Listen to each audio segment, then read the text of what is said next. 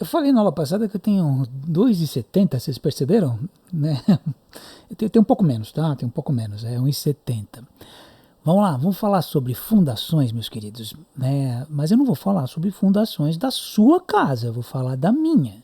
Porque cada local é uma história. Você tem que fazer um estudo de solo, você tem que fazer muita coisa. Opa, deixa eu colocar aqui a tela. Então, você tem que ver o local da sua casa. Então, por exemplo, tem os tipos de solo.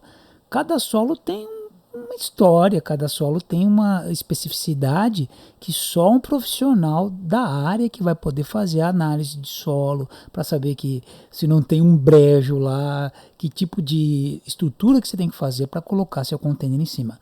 Normalmente é algo bem simples. Né? Eu já vi container por anos em cima de um paralelepípedo. Acho que não é isso que você quer fazer na sua casa, né? Mas não, tem gente que põe batente não, como é que chama? Montante de estrada de ferro, de trem, e fica lá. Você não pode deixar ele direto no chão lá, para não entrar água, não enferrujar, quando chover não pegar o seu piso por baixo.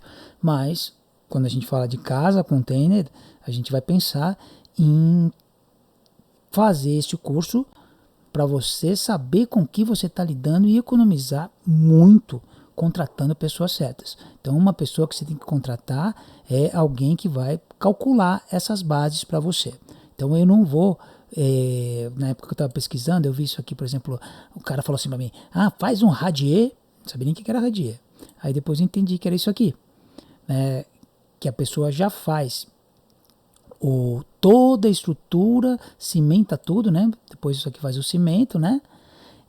E eu falei, não, peraí, isso aí não vai dar muito certo não, porque o container não vai encaixar em cima disso. Depois eu vi que não precisa. Então, se alguém falar para você para fazer radier, como falaram para mim, não faz não, porque quando o container chegar, se isso aqui, por exemplo, é um cano de 100 milímetros, que era para encaixar exatamente onde eu pensei em colocar meu vaso sanitário, não vai encaixar. Não vai, pode. Seguramente, se encaixar vai ser muita sorte. Eu sou um cara de sorte e falo que é muito raro isso acontecer. Então, você vai ter que fazer, às vezes, só sapatas e às vezes você vai levantar com vigas de aço. Esse cálculo, quem vai fazer é alguém que trabalhe especificamente sobre isso, mas eu estou mostrando para você o que você vai precisar. No meu caso aqui, a gente fez uma sapata bem parruda mesmo, né?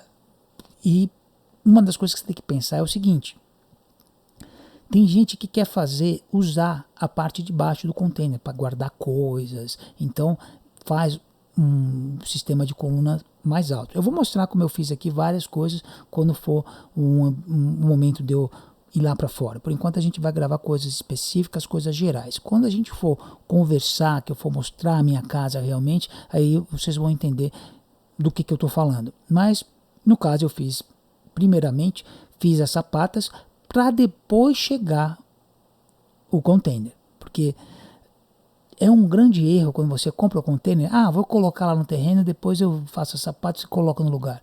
Você já vai gastar aí pelo menos, em épocas de hoje, no mínimo uns R$ 800 para chamar o guindaste só para tirar de onde está para colocar em cima das sapatas. Então, esse cuidado você vai ter que tomar. É um cuidado que você tem que tomar da ordem das coisas.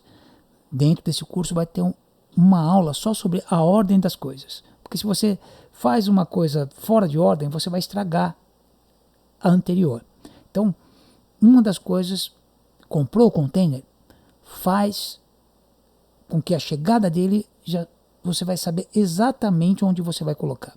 Se você fez um sistema de vigas, de aço, se você fez um sistema de sapatas, de colunas de concreto, um muro reforçado que você vai colocar lá, já deixa prontinho, nivelado, arrumado, que aí, quando chegar é ali que você vai colocar. Eu tive uma ideia, porque quando você trabalha com pedreiro, com medidas, invariavelmente eles erram. A não ser que você contrate uma empresa daquelas uau, que eu acho que se você está fazendo esse curso não é o seu perfil, você vai se meter a fazer muita coisa que você nunca fez. Uma das coisas que eu falei para um cara e ele fez, por exemplo, você vai fazer as sapatas, já faz uma estrutura de metalon do tamanho do container, exatamente do tamanho do container. E você vai trabalhar o nivelamento, vai trabalhar toda a parte de esquadro, já com uma estrutura semelhante. Você fala, vou gastar com metalon? Esse metalon você vai usar na obra, pode ficar tranquilo. Né? Então você vai fazer a estrutura de metalon exatamente na dimensão da base do container.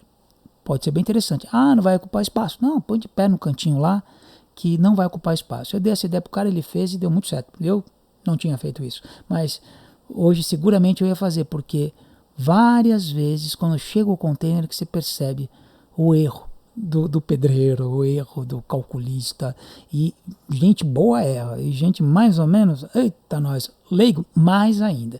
Então, essa é uma das dicas. A outra dica é o seguinte, muita gente fala, eu quero guardar coisas embaixo do container.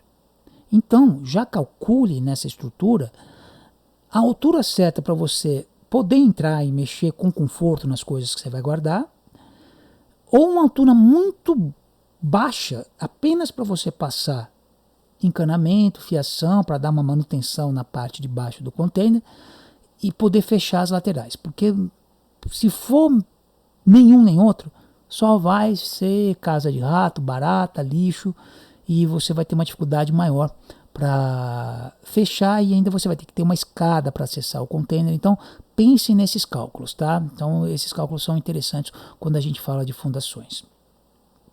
Então, por enquanto é isso, galera. Olha que bonito. Falei, galera.